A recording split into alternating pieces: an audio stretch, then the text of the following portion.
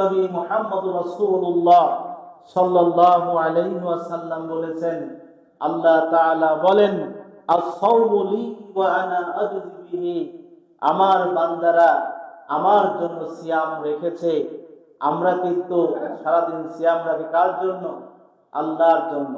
কত কষ্ট হয়, ক্ষুধা লাগে, গলা শুকিয়ে যায়, গোপনে যদি কেউ একটু পানি খায় কেউ দেখতে পাবে?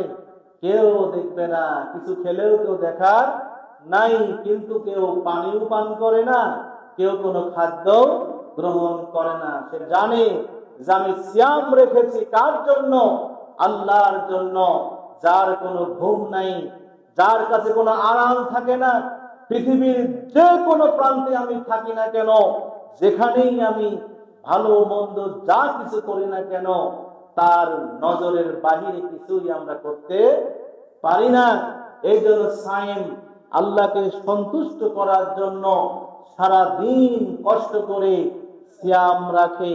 আল্লাহ পাক তাই ঘোষণা করে দিয়েছেন, এই একটি মাস আমি আমার এই বান্দাদেরকে আমার কুদরতি হাতে, নিজ হাতে আমি সওয়াব দান করব। সুবহানাল্লাহ।